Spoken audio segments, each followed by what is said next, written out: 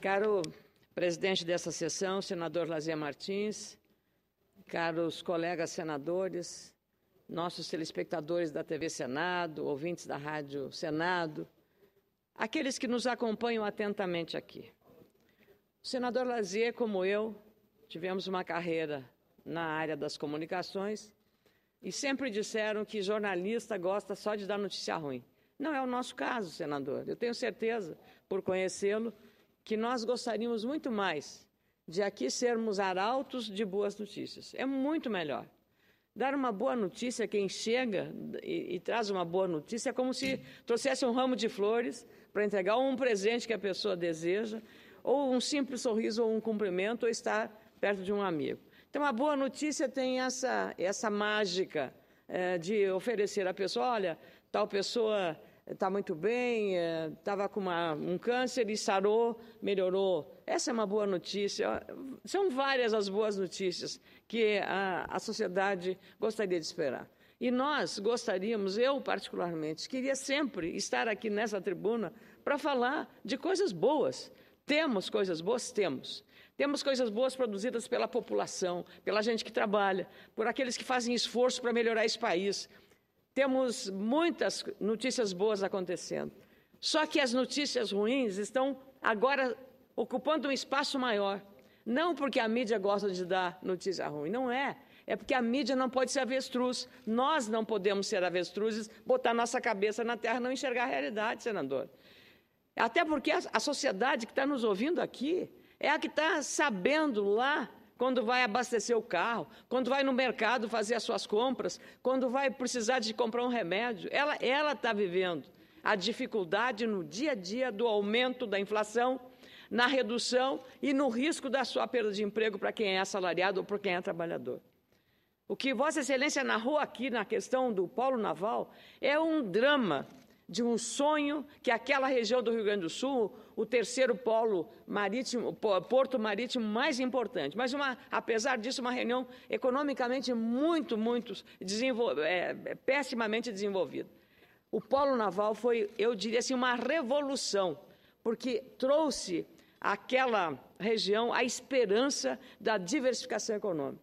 Foi uma iniciativa da então ministra de Minas e Energia, Dilma Rousseff, que tive até o prazer de anunciar em primeira mão nos veículos da RBS, quando era jornalista, e saudado aquilo com pompa e circunstância como deveria. Depois, já na condição também de jornalista e depois como política, fui visitar o polo naval. A montagem das plataformas marítimas, uma coisa de encher os olhos, senador. E de uma hora para outra, isso se esvai, implode. Então, são essas coisas que nós estamos perplexos, senador. Eu não entendo realmente como é que existe tanto descuido com o planejamento de um projeto dessa envergadura, senador Cristóvão. Vossa Excelência que tem tido aqui no uso da tribuna, no seu trabalho nas comissões, uma abordagem sempre muito profunda sobre a situação econômica do país. Nós não temos planejamento, nós não temos auditoria. O que é, em última análise, o que está acontecendo com a Petrobras? Uma empresa que nós temos orgulho e vamos continuar tendo orgulho dela. É simplesmente falta de planejamento, falta de auditagem, de auditoria, de fiscalização, de controle adequado e responsabilidade. Essa empresa foi assaltada por interesses político-partidários e isso nós estamos vivendo agora. Então, não há como você sair dessa trama perversa que está fazendo essa demissão em massa por conta da crise da Petrobras. E nós precisamos resgatar o mais rápido possível essa empresa para que ela volte a ser o motor. Ontem tivemos na Comissão de Relações Exteriores um debate muito importante com o ministro da Defesa. Produzir aviões, produzir caças, produzir aviões para transporte de carga, produzir drones, produzir todos os equipamentos da área da aeronáutica. Nós temos tecnologia, nós temos conhecimento. E nós não vamos assegurar o orçamento para a defesa, que é um motor para o desenvolvimento, porque no avião não está apenas aquele aparelho que voa, senador. Ali está introduzido tecnologia, engenharia, informação, tudo está ali dentro. E é nosso, isso é brasileiro. E aí nós vamos cortar. O KC-390 é um avião de transporte da tropa. Recentemente tivemos que alugar um avião para transportar a tropa brasileira do Haiti, porque nós não temos este avião. Então, veja, senador, caros colegas senadores, nós gostaríamos de dar boas notícias, mas o cenário que nós temos neste ano, passados poucos meses de uma eleição presidencial, em que o Brasil mostrado para a sociedade brasileira era radicalmente diferente do que nós estamos vendo hoje. Radicalmente. Era um país bonito, com uma produção cinematográfica encantadora, música, todo mundo alegre, os números maravilhosos. Mas como de uma hora para outra acontece tudo isso, senador? E agora vem em cima do contribuinte, do trabalhador, vem um arroxo, não é nem um ajuste fiscal, é um arroxo. A 664 e a 665, duas medidas provisórias, que o seu partido, senador Cristóvão, fechou a questão para votar contra, para a retirada dos... O partido que tem o ministro do Trabalho. Parabéns, ministro Manuel Dias. Isso é uma questão de coerência. Coerência com os princípios defendidos. Também sou contra isso, senador. E, lamentavelmente, como aqui nesta casa foi adiado, nós tínhamos que ter votado terça-feira a medida provisória 665. E aí começou uma discussão, se prolongar. Às vezes isso é uma tática para tentar postergar, só que está vencendo o prazo da medida provisória. Se não for votado, ela vai cair. Então, eu me preparei para a gente votar na terça-feira essa medida provisória. Ficamos até às 11 da noite aqui, e aí houve esgotamento apenas da discussão. Agora tem vários destaques e nós temos uma missão que nós estamos pelo interesse nacional. O Brasil está tendo uma boa notícia, a notícia internacional. Primeiro, os chineses vêm aqui e querem comprar mais carne do Brasil. Essa é uma grande notícia. Agora, para isso, nós precisamos ter investimento na área da sanidade animal. Temos que ter carne de qualidade para oferecer um produto de qualidade para o nosso importador. Os chineses comprando, é mais de 1 bilhão de habitantes, consumidores. Nós vendendo carne bovina, suína e de frangos para este mercado, nós temos que ter uma responsabilidade muito grande. E o que nós vamos fazer em Paris? Nós não vamos passear em Paris, senador. Não vai nem dar tempo, porque é reunião de manhã, reunião ao meio-dia, reunião de tarde. As pessoas têm que entender, e nós estamos indo na missão. Eu sou presidente da Comissão de Agricultura e Reforma Agrária do Senado com muita honra. Vossa Excelência faz parte dela. E o Brasil é um país protagonista na exportação desses produtos.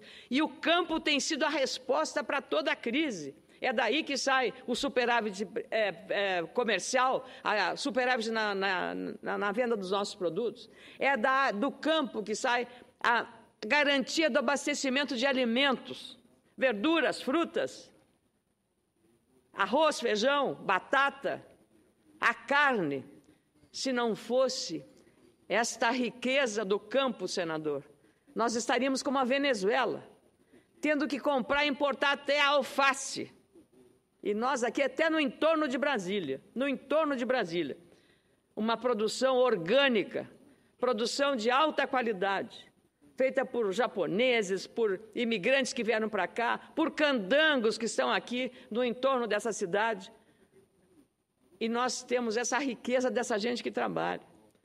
Nós temos um problema sério, a incompetência na gestão de governos que se sucedem e não conseguem dar respostas à população. Nós hoje, senadores, estamos dos 12 meses de trabalho por ano, dos 12 meses, 5 meses do nosso trabalho é para pagar imposto para o governo. E o que o contribuinte recebe em troca? Recebe saúde de qualidade? Não. Recebe segurança de qualidade? Não. Recebe transporte de qualidade? Não. Educação de qualidade? Não. Então, nós estamos vivendo um problema sério. Então, nós queremos ajudar. Nós queremos ajudar a acertar o passo. Mas eu não percebo, nesse ajuste de cortes que vão chegar a 80 bilhões de reais, eu não vejo um esforço de o governo dizer: vamos reduzir gastos, vamos cortar uns gastos, vamos reduzir os ministérios. Pode não ter um efeito real do ponto de vista financeiro, mas é a demonstração para a população que o governo resolveu fazer o seu dever de casa, cortar na própria carne. Reduzir ministérios seria uma boa resposta política para mostrar ao país que a presidente não está refém de não sei quantos partidos que vão lá pegar um pedaço aqui do governo. O governo está fatiado. Esse sistema precisa ser mudado. E eu acho que a presidente, refém desse sistema, também tem a dificuldade de encaminhar soluções mais adequadas. Dificuldades que ela tem até no próprio partido dos trabalhadores. Ontem vi o senador Lindbergh Farias, o senador Paulo Paim, o senador Randolfo Rodrigues, dentro de um grupo, contrários às modificações apresentadas, sugerindo até a demissão do ministro Joaquim Levy. A presidente está sofrendo, ela está refém de um sistema de composição da tal governabilidade que tem que ser quebrado, senador Jorge Viana. E não pode ser desse jeito. Os partidos têm que ter um pouco de solidariedade com o país, inclusive o meu partido, com o país. Eu falo de todos os partidos. Então, nessa sexta-feira, o que eu venho aqui falar é essa preocupação. Queríamos, sem dúvida, dar boas notícias, como essa. O Brasil venceu a peste suína africana. Venceu. Foi um grande desafio. Fizemos um código florestal, o senador Jorge Viana foi um dos relatores, com o nosso querido e inesquecível Luiz Henrique da Silveira. Uma modernização do nosso código florestal, das questões de controle de sustentabilidade. Notícias muito boas. O grande país que exporta, maior exportador de soja, agora vai fazer um acordo com a China, vamos sair da dependência tecnológica dos produtos modificados geneticamente dos Estados Unidos, que hoje as grandes patentes são ou europeias ou americanas, para ter um acordo da nossa Embrapa, fantástica Embrapa, com a China para desenvolver esses produtos. Nós estamos criando aí estratégias inteligentes de vencer desafios e formar aqui, com a nossa Embrapa e com os nossos cientistas, uma outra oportunidade, uma abertura, uma matriz tecnológica diferente. Com muito prazer, concedo a parte ao senador Cristóvão Buarque. Senhora Presidente, em primeiro lugar, eu fico contente do seu patriotismo de querer notícias boas. É isso que a gente quer. Ninguém pode torcer, senador Lazier, pelo pior é melhor, porque o pior sempre é pior. E eu quero colocar uma notícia que eu acho que é boa. O fato da presidente ter decidido elevar a contribuição líquida sobre o lucro dos bancos. Eu acho que foi correto do ponto de vista dela. Significa, segundo as contas que eu vi deles, 4 bi. Ainda é pouco. Até porque, em vez de subir de 12 para 15, podia de 15 para 20, podia dobrar para 30. Eu acho que não seria um sacrifício aos bancos que deixasse eles funcionando de uma maneira prejudicada, porque o lucro é muito alto, e quando a Selic sobe, o lucro deles também sobe. Foi uma decisão correta. Segundo, eu quero dizer que eu assinei também esse manifesto, mas eu não faço parte daqueles que pedem a substituição do ministro Levy. Eu creio que, nesse momento, a substituição de um ministro da Fazenda, que está fazendo um esforço para adquirir credibilidade, embora de uma maneira que eu discorde em muitos pontos, mas seria um desastre para o Brasil. Seria muito ruim. O que a gente tem que fazer é fazer com que o ministro Levy ouça mais outras propostas, como essa do banco que eu propus aqui. Não vou dizer que ele seguiu, não.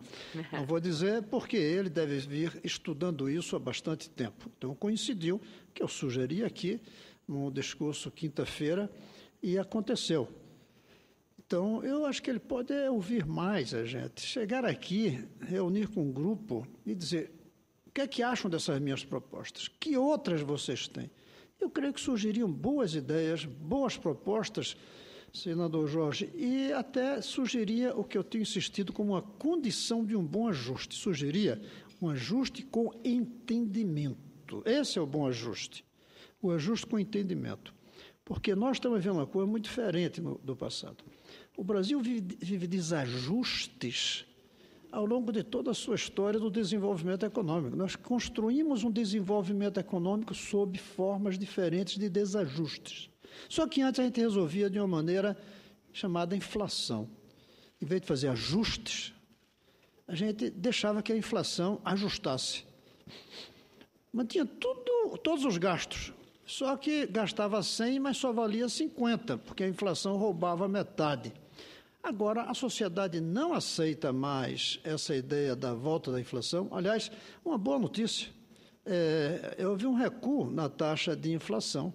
Depois de meses subindo, agora houve um recuo do dia 15 do mês passado para o dia 15 desse mês. A sociedade não aceita mais a volta da inflação. Eu creio que os políticos, nós nos amadurecemos, de certa forma, senador Lazia, de não aceitar mais inflação. O PT, que durante o Plano Real não mergulhou favoravelmente, embora pouco depois eu fui um daqueles, e o Jorge Viana também, que apoiamos as propostas do governo do Fernando Henrique Cardoso em relação à parte monetária, mesmo discordando de outras coisas. Então, não dá para voltar à inflação. Houve um amadurecimento geral. Daí antes havia um ajuste. Mas um ajuste que tem que ser com entendimento, que tem que ser justo, escolhendo quem paga, como, por exemplo, o lucro dos bancos, que tem que ser estratégico, levando em conta as consequências no longo prazo, porque o ajuste dura um prazo, depois fica permanente. Aliás, quero dizer, de uma preocupação minha. O fim do fator previdenciário, não o fim, porque não vai acabar, mas essa modificação vai beneficiar trabalhadores, sim, que estão perto de se aposentar. Mas por 8 anos. Depois de 8 anos, virá a conta. Uma conta muito braba sobre os mais jovens, que não estão em véspera de aposentadoria. Aí vai ter que se fazer outro ajuste radical na conta previdenciária. Então, são pontos que a gente deve analisar na hora de fazer um ajuste. Se a gente fizer isso, eu acho que o ministro Levi pode ser a pessoa que conduza tecnicamente, mas com uma combinação política. Talvez seja isso que esteja faltando. Mas entre trazer essa novidade para o ministro atual ou buscar outro ministro, eu acho que o prejuízo seria muito grande para o Brasil. Muito obrigada, senador Cristóvão Buarque. Eu compartilho com a posição de Vossa Excelência. Eu apenas, talvez pela experiência e pelo tempo que a gente vive, né, de ver outras coisas derem conta. Primeiro, quero dar um testemunho. Eu respeito o ministro Levi, porque eu acompanhei pelo menos uma reunião que o senador Blairo Maggi organizou com algum grupo de senadores de vários partidos no próprio apartamento funcional do senador Blairo Maggi. E eu noto dele um esforço. Ele é uma pessoa extremamente afável, tolerante, de diálogo, é uma pessoa sem rompante. É um homem, eu vou dizer, afeito a essa função. Não é fácil a missão dele, não é fácil, porque ela vai sempre conflitar em alguma área. Vai conflitar no direito dos trabalhadores, vai conflitar na questão da retirada de benefícios fiscais para setores estratégicos como a exportação, por exemplo, e isso é muito ruim nesta hora.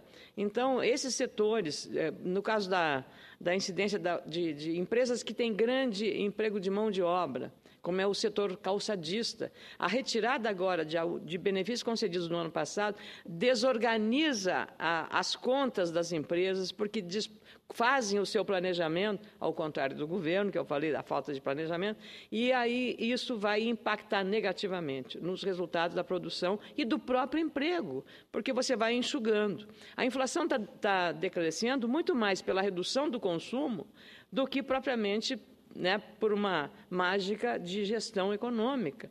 Então, quando essa medida que o governo anuncia, taxar os bancos, ela, claro, é uma medida muito simpática. Primeiro, porque os lucros dos bancos, comparativamente a todo o setor produtivo, é sempre muito maior. O produto do banco é o dinheiro. E esse produto é valioso. Então, sempre é um setor privilegiado na economia por conta dessas condições. Agora, cada vez que aumenta o tributo para ele, não é o banco que vai pagar. Quem vai pagar é o tomador do dinheiro. É o tomador do dinheiro. Então, nesse aspecto, também, a consequência sempre terá. O remédio sempre vai ter uma sequela. O remédio nunca vai ser a solução. Agora, fala-se muito na taxação das grandes fortunas. Ótimo. Que limite? O que é uma grande fortuna? 10 milhões, 10 bilhões, 1 bilhão, qual é a grande fortuna? A grande fortuna é da pessoa física ou da pessoa jurídica? Então, é também sobre esse aspecto. Quando você começa a falar disso, pode estar acontecendo também evasão desses capitais, que estão ou na área da produção, se a grande fortuna é sobre as empresas, sair do país para mercados que sejam mais seguros. Então, é muito complexo, senador, e penso que o ministro Joaquim Levy tem sido extremamente aberto a esse diálogo. A missão dele não é uma missão fácil, não é, absolutamente não é, porque tudo que for tomado vai ter sempre uma consequência. Mas com muito prazer também concedo a parte ao meu querido amigo senador Jorge Viana. Senadora Ana Amélia, presidente Lazier, colega Cristóvão, eu vinha no carro e ouvindo, inclusive, o senador Lazier, que depois assumiu, e também essa querida... Olha a Rádio Senado, o senador está dando... Mas todos nós, é incrível. Está dando um prestígio nessa semana à Rádio Senado, na nossa TV Senado também. Senador, eu fico grata sempre dessa referência, porque os nossos colegas jornalistas, senador Lazier, fazem um trabalho extraordinário. Então, cada vez que o senhor estava ouvindo, e todos que chegam nas comissões, eu estava ouvindo a Rádio Senado. E a primeira coisa é, assim, eu que sou de um estado pequeno, e nós temos uma dificuldade. Quem atua aqui no Centro-Sul, a grande imprensa cobre os temas, mas de um estado mais distante, como é o caso do Acre, tem uma dificuldade, tem um desencontro da pauta da grande imprensa com os interesses locais. Então, termina que a população tem um pouco de dificuldade de acompanhar o dia a dia nosso aqui. Mas a Rádio Senado chega lá. Mas, através da Rádio Senado e da TV Senado, olha, é inacreditável a quantidade de pessoas. Eu estou indo para o Acre hoje, que me encontram, olha, eu vi o seu pronunciamento, eu vi o debate, e aí tem uma vantagem. Eu sou testemunha disso, senador. Eu estive no seu estado, estive em Rio Branco lá com o senhor. Me deu a honra foi muito bem recebido, da gente poder... E eu andando na rua em Rio Branco, uma pessoa chamou, senadora Ana Amélia, deu um grito, eu disse, deve ser um gaúcho desgarrado que está por aqui, por Rio Branco, né? Aí fui até ele cumprimentá-lo e disse assim, você é gaúcho de onde? Não sou gaúcho, nunca tive no seu estado. Eu disse, mas como é que você me conhece? Eu assisto a TV Senado. Aí eu estou confirmando, apenas para ratificar a relevância que tem. Mas é incrível como tem... E aí tem uma outra vantagem. Eu, normalmente, como vice-presidente, com a prerrogativa de ajudar no trabalho de plenário, que, aliás, tenho ajudado sempre, sou sempre ajudado por vários colegas, começa aqui 2 horas, que é exatamente meio-dia em Rio Branco. Então, todo mundo em casa num lugar almoçando. pequeno, o pessoal ainda almoça em casa. E aí é um horário incrível, de 2 às 3, que é de meio-dia a 1. A audiência também na TV e da Rádio Senado é lá em cima. Mas então, eu vi o pronunciamento, estava ouvindo o pronunciamento de Vossas Excelências, eu sei as cobranças, a senadora Ana Amélia fazia uma referência que elogiou, que esteve junto quando foram lançados os investimentos da Petrobras lá no Rio Grande do Sul, e que lamenta agora a interrupção por decorrência é uma consequência dessa operação Lava Jato, está tendo redução de investimentos, empresas estão demitindo, e isso é uma realidade, e também falando sobre notícia boa, notícia ruim, como agora numa parte do senador Cristóvão. Hoje nós temos 2 grandes notícias, e eu só queria que, respeitando e vendo essa preocupação de Vossa Excelência sobre a sanidade animal, né, que Vossa Excelência está indo também. Eu estive lá quando era governador, porque quando assumi o governo, no Acre, a aftosa era risco desconhecido. Quer dizer, quando o risco é desconhecido, ele é o pior dos mundos, porque não sabe qual é o risco, então nós não podíamos vender carne.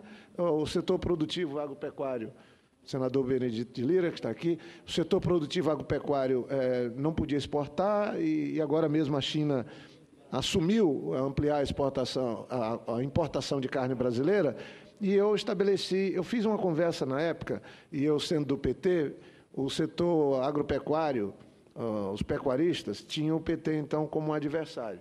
E eu tive uma conversa com o Açoeiro, o presidente da Federação da Agricultura, e com um grupo de fazendeiros. Eu falei, olha, vocês passaram a vida inteira votando nos aliados de vocês. E os problemas de vocês se mantêm. invasão de terra, insegurança agropecuária, que não tinha instituto de agropecuária. Falei, quais são os pontos, assim, se fossem definir a primeira coisa, a segunda e a terceira? Assim mesmo, num escritório que eu tinha, muito modesto, em 98, antes de ser eleito governador. E eles colocaram 3 coisas. Falaram, olha, tudo que nós temos, e sempre eu falo isso, está da porteira para dentro. Tudo. E esse todo nosso que está em risco porque, por exemplo, a fitosa. Risco desconhecido no Acre. Então, esse é um ponto para nós central, porque o nosso patrimônio está no gado. E o gado pode perder completamente o valor, nós podemos perder tudo por conta desse risco desconhecido aqui. Então, uma das prioridades de vocês é. E qual é a outra? É criar um instituto de defesa no Acre. Falei, é a segunda? E os aliados de vocês não criaram, não fizeram nada com isso? Pois é, candidato. E a terceira, falou que o Estado fizesse o zoneamento ecológico, econômico. Foram esses 3 pontos que eu consegui extrair como as coisas mais importantes para o setor agropecuário. Eu falei, então, estamos juntos. Vocês podem sem medo. Eu não sei se votaram em mim, talvez nem tenham votado, mas alguns devem ter votado. Mas eu falei, esses 3 pontos eu assumo, e se eu for governador, eu vou encampar as 3 coisas. As 3 coisas foram feitas. O zoneamento foi feito a primeira e a segunda etapa. Isso eles falam hoje, registram nos encontros. Criei o IDAF, que é o Instituto de Defesa do Acre, já funciona desde a época que eu era governador, há mais de 10 anos, e estabeleci a meta de tirar o Acre da situação que estava. Primeiro estado da Amazônia e do Nordeste, aí lá em Paris, onde a senhora vai, receber, e eu fui com eles, receber o certificado de área livre de aftosa com vacinação. De lá para cá, eu lamento, porque eu deveria, eu fico torcendo que também o nosso governo, o governador Tião Viana está pensando nisso, que a gente estabeleça outra meta ousada de livrar da vacinação. Mas veja, como é possível? Foi trabalho, foi investimento, foi parceria com o governo federal. Mas eu estou pondo isso, mas eu queria, pedindo desculpa a Vossa Excelência, falar das 2 medidas que temos hoje. A presidenta hoje anunciou o corte no orçamento.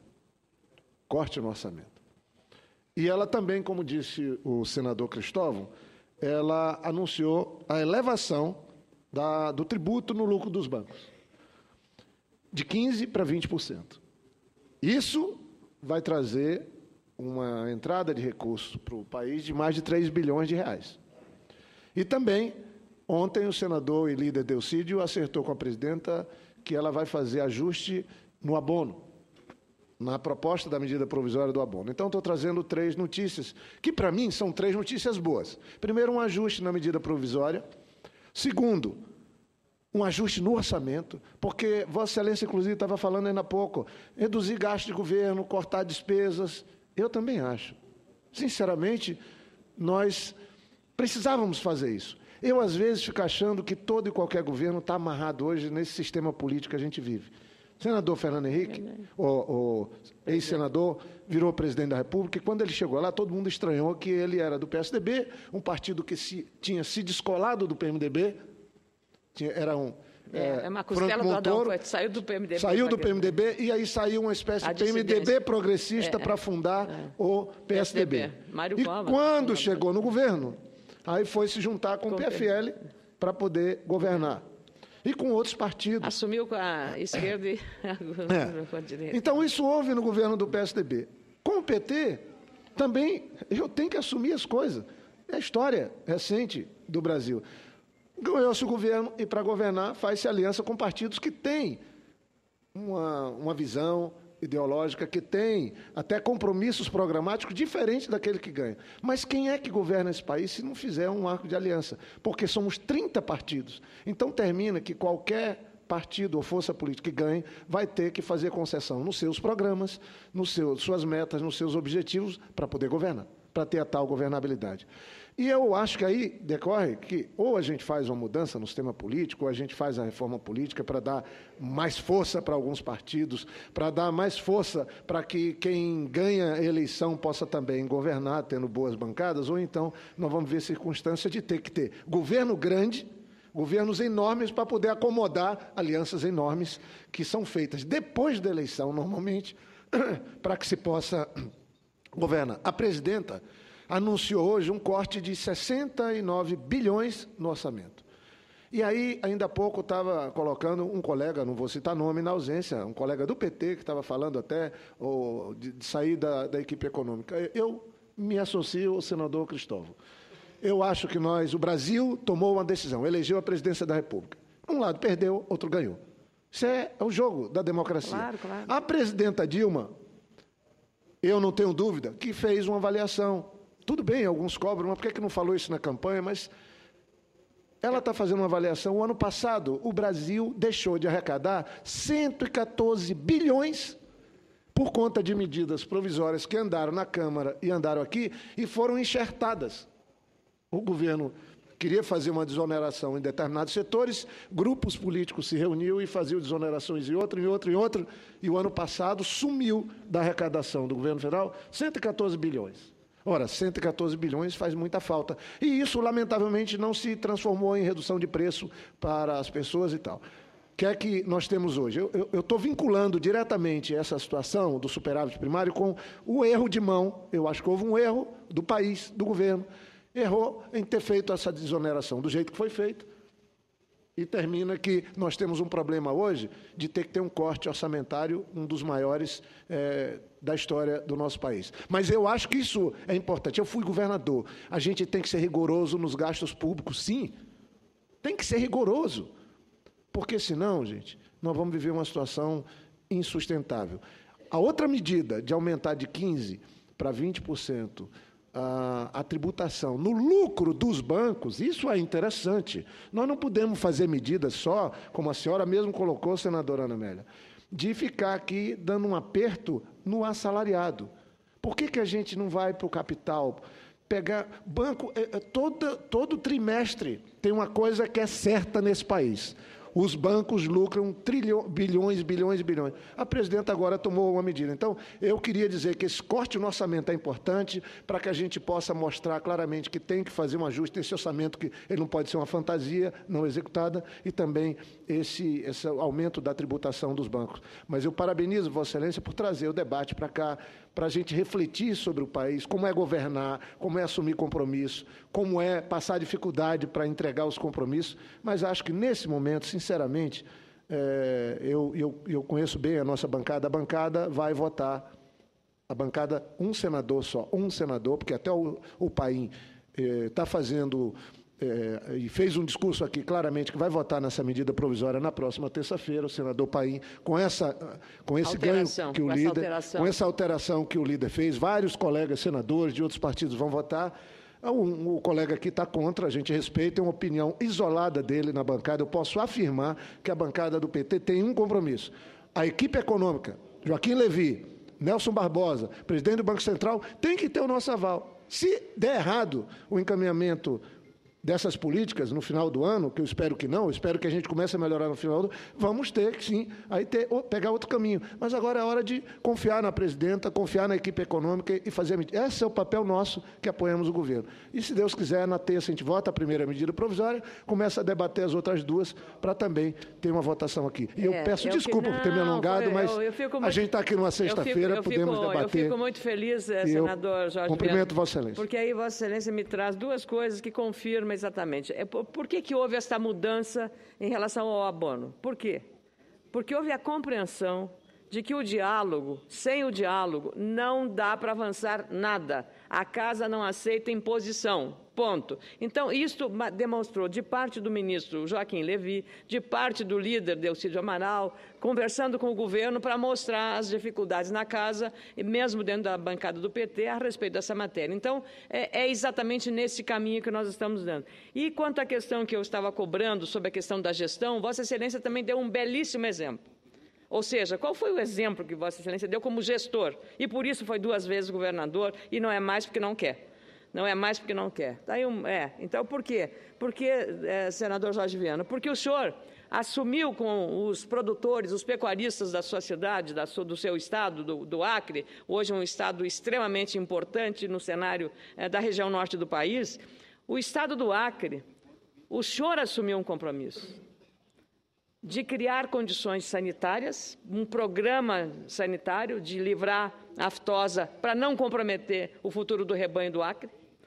O senhor se comprometeu de criar um Instituto para a Defesa e outros programas fundamentais que foram no Acre. E foi lá mostrar em Paris que o seu Estado poderia ter a certificação, que é fundamental para poder vender carne para fora. Para a senhora ter uma ideia, nós tivemos que vacinar no sul do Amazonas, na Bolívia e no Peru. Olha a dificuldade, porque é a tríplice fronteira lá, que a senhora passou, inclusive, de carro, conhecendo esse Brasil do Rio Grande do Sul até o Acre. Nós tivemos que fazer vacinação, nosso estado pobre, com dificuldade, para poder ter a certificação, porque se eu, do outro lado do rio, se tiver uma situação sem vacinação, não posso ter a certificação. Então, foi trabalho, foi dedicação, mas conseguimos. E a aftosa, como qualquer outra doença ou qualquer outro fungo ou bactéria, viaja, senador, viaja. Ela é transmitida nessa mobilidade que temos. Então, foram compromissos firmados, senador. E Vossa Excelência mostrou exatamente, é isso que nós queremos, que esses compromissos sejam cumpridos, porque a sociedade aí acredita no gestor público. Então, queria cumprimentá-lo e, como o senador Lazier lembrou, essa semana vai ter a Marcha dos Prefeitos. É o último registro que eu quero fazer, lembrando que os gestores municipais das áreas de saúde, da área social, eles estão deixando de receber R$1,5 bilhão nos últimos 5 meses do Fundo Nacional de Assistência Social. Veja que, por isso que precisamos fazer esse ajuste, para que esses recursos e o orçamento seja votado, a fim de que nós possamos tratar das questões relacionadas à assistência. Essa entidade, o CONGEMAS, que é o Conselho Nacional dos Gestores Municipais, reúne 5.570 secretários da área da saúde, estão preocupadíssimos. Crianças, adolescentes e idosos em situação de risco estão sem atendimento. Moradores de rua, dependentes químicos e vítimas de violência, que também dependem desses recursos, estão sem poder contar com as políticas do governo. Portanto, nós, senadores municipalistas, dispostos a continuar na batalha e desejar sucesso à marcha que será feita na semana próxima. Eu queria pedir aqui publicamente ao meu líder, senador Benedito de Lira, que também é um municipalista, para que represente o Partido Progressista nessa marcha. Eles precisam muito que os partidos políticos estejam juntos nessa grande caminhada com uma demanda municipalista que é fundamental, porque tudo acontece nos municípios. E como estamos debatendo o Pacto Federativo, então Vossa Excelência, em meu nome, representará, em nome de todo o nosso partido, nessa grande marcha. Mas eu agradeço muito ao senador Cristóvão, especialmente o senador Jorge Viana, a todos os colegas senadores pelos apartes e pela audiência também. Obrigado, senador. Obrigado.